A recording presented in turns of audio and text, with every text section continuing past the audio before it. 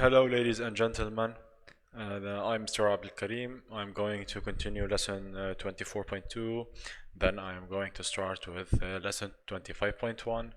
First of all, in lesson 24.2 we studied so many things. We studied first how to find the magnetic force across a wire carrying current, then we moved to the directions using the right hand rule. After that we studied how to calculate the magnetic force on a charged particle moving in a region of magnetic field, and we also learned how to use the right hand rule to find the magnetic force. Here we are gonna solve one example about a charged particle that is moving along a magnetic field. So first of all, this is the first example in this lesson. A proton travels with a speed of 3 times 10 power 6 meters per second at an angle of 37 degrees with the direction of a 0.3 Tesla magnetic field. So the given is we have a proton. Proton means a small positive charge inside the nucleus that has a charge of 1.6 times 10 to the power negative 19 coulombs. This number is always given. Travels with a speed of 3 times 10 power 6. So the velocity is 3 times 10 power 6 meters per second at an angle of 37 degrees. So theta is 37 degrees. Theta is the angle between V and B, just to remember this idea, with the direction of a 0.3 Tesla. This is the strength of the magnetic field, 0.3 Tesla. What is the magnitude of the magnetic force? So which formula we have to use here? Since it's a charged particle and it's moving along a region of magnetic field, so we have to use the formula F equal Q V B sine theta. We have to find the force F. F here is the unknown. So just substitute F equal Q, it's 1.6 times 10 to the power negative 19 times V, it's 3 times 10 to the power 6 times B, it's 0.3 times sine 37. So you will get F equal, I will calculate it now,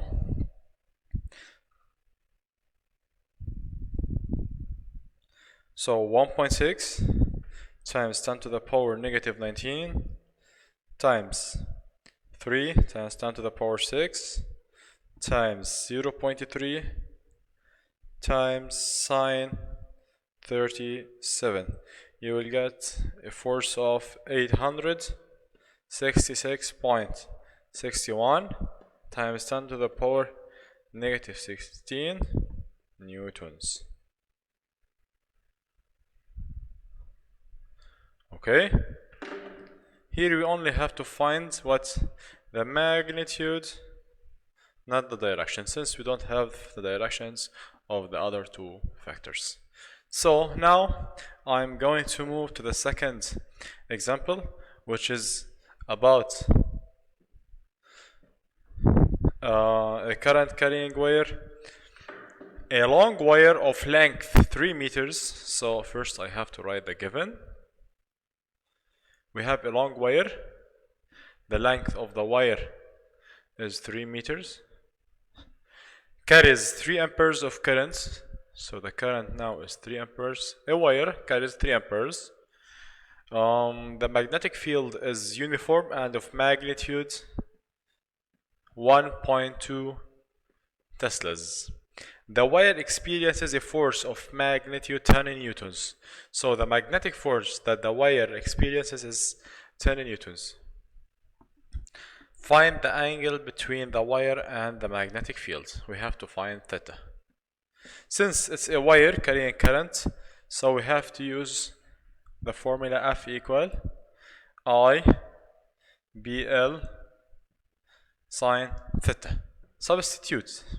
You will get F, it's known, 10, equal I 3 times B, it's 1.2 times L, it's 3 times sine theta, and do what? Shift solve to find the unknown theta.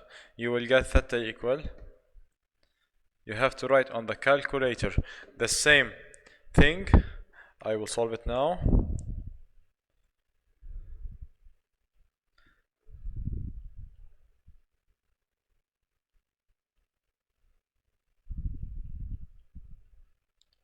The angle is gonna be 67.8 degrees. Okay, so you have to write it like this on the calculator. 10 like this, 10 equal 3 times 1.2 times 3 times sine x, and do shift solve.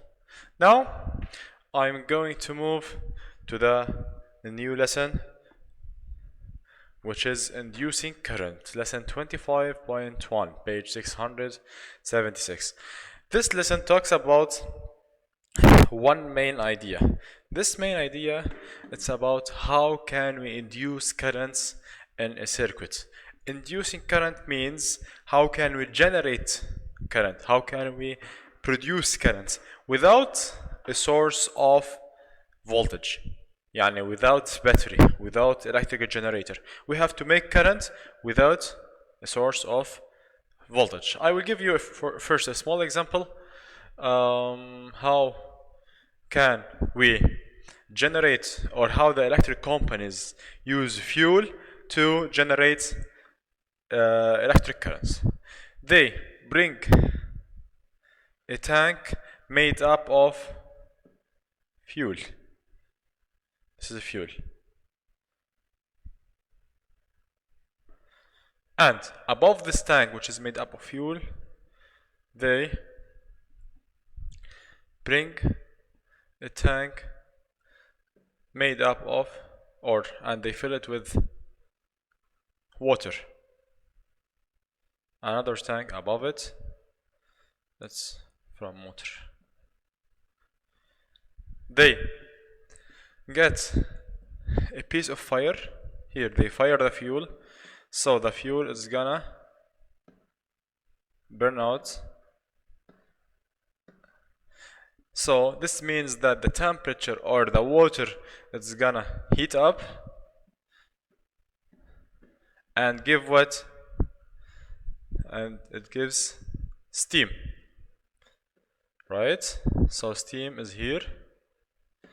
Above the tank, which is made up of water, they have a turbine. Turbine or turbine, it's like a fan. This is a turbine. And here we have a big large magnet made up of north and south. So when the steam goes up, the turbine starts rotating. In case of presence of a magnetic field. This will give a wire. This is a wire. This will give an electric current, because here in the turbine we have motion, and in the magnet we have magnetic field.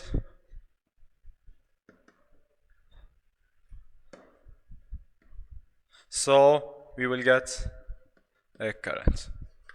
This is what we call an induced current. So let's back to our lesson, which is about inducing current. This technique was discovered by a scientist,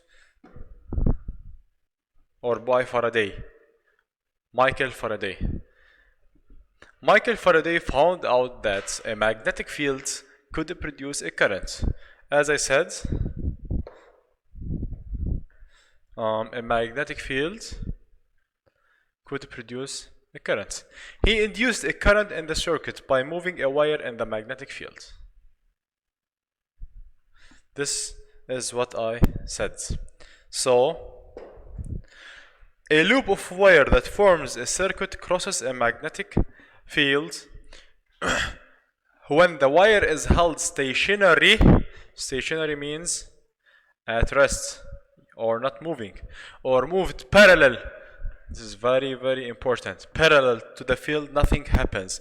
As I said before, if the magnetic field and the velocity are parallel, for example, then there is no magnetic force. But if and also we can say that if they are stationary, so nothing could happen.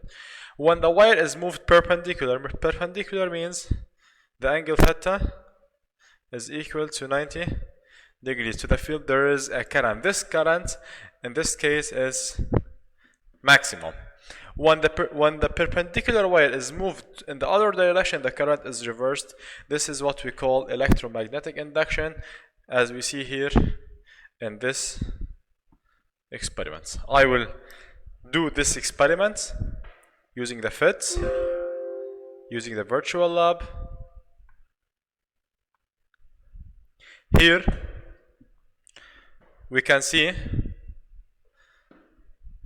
a magnet. This is a magnet, okay, of magnetic field lines like this. We took it before. Here we have a coil made up of 4 loops, and we have a battery, and they are connected to a voltmeter. So this voltmeter can measure the voltage. Look, when this magnet is at rest, the voltmeter reaches 0. If we move this magnet perpendicular to the copper loop, you will notice that, I will repeat, you will notice that the voltmeter is a value in the negative. Look. If the north pole is moving towards the loop, the voltmeter reads negative. If the south pole is moving towards the loop, I will reverse it. South is moving towards the loop, it will read positive, and the lamp will glow. And that's it. So my purpose is, in order to generate an induced current or induced voltage in a circuit, you have to move this magnet perpendicular to the loop or to the coil. If you held it stationary like this, so nothing happens, as I said in the previous slides. Nothing happens. Or if you move it parallel like this, also nothing happens. You have to move it at an angle. This angle should be not 0, maybe it's 1, it's 2, it's 3, it's 4, and so on. So always the magnet should be perpendicular to the coil in order to turn on the lamp. The next main idea is, if we have 2 coils and the 2 coils have different numbers of loops. Let's take first the first one, which has 2 loops. You will notice that the voltage is smaller. The voltage here is smaller. This means that as you increase the number of loops inside the coil, look here, as you increase the number of loops inside the coil, the voltage will be greater. So the first factor that affects the the voltage induced is the number of loops. Let's back to our slides. So electromagnetic induction is a process of generating current through a wire in a circuit in a changing magnetic field. Changing magnetic field, as I said,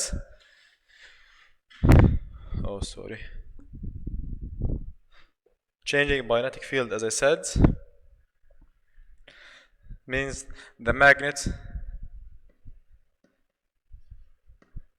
has to move, not stationary, not parallel, to move perpendicular to get the greatest or the maximum current. Okay, so I will repeat or make a small conclusion about Faraday's law and Lenz's experiment. You have here this magnet, and you move this magnet through these coils, thus the voltmeter will move from 0 into another value, which is 10, 20, and so on. This is what we call it an induced current. So we are inducing electric current without a source of voltage. Now I'm going to define what's EMF, electromotive force. Electromotive force is the potential difference across the battery's terminal. So you have a battery and you measure the voltage of this battery. The first time you buy this battery, this is what we call the electromotive force. So electromotive force is the maximum voltage that a battery can supply. For example, I will give you an example. For example, the first time you buy a battery, it's let's say 4 volts. Okay? After you use this battery for 20 days, let's say, after 20 days, okay, the voltage of the battery will decrease. It becomes 2 volts, and then 1 volt, and 0 volts, and so on. This one, which is the 4 volts, it's called EMF, electromotive force, the maximum voltage when you buy a battery, the new voltage. So induced EMF, when a wire moves perpendicular to a magnetic field, there is a force on the charges in the wire. The force causes a negative charges to move to one end of the wire, leaving positive charges at the other end. This separation of charge produces a potential difference. Potential difference means there's a difference in distribution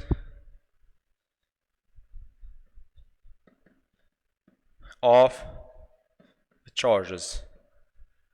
Okay, the potential difference is called induced electromotive force. So how can we calculate the electromotive force? In order to calculate the electromotive force, or the EMF, we are gonna use this formula, which is BLV sine theta. EMF is equal to BLV sine theta. EMF, it's the electromotive force. SI unit is volts. It's in volts. B is the strength of the magnetic field, unit Tesla. L is the length of the wire. V is the velocity.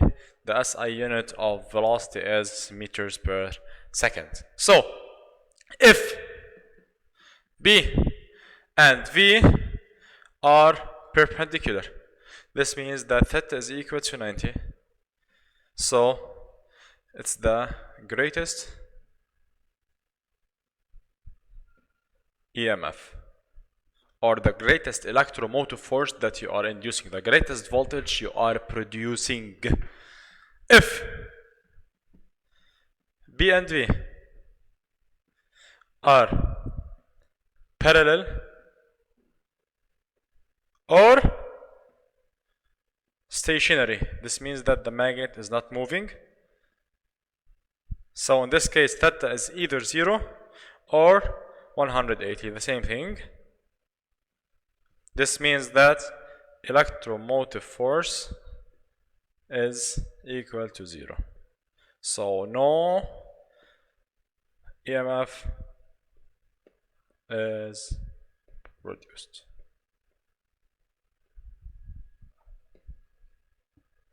No EMF produced. Okay?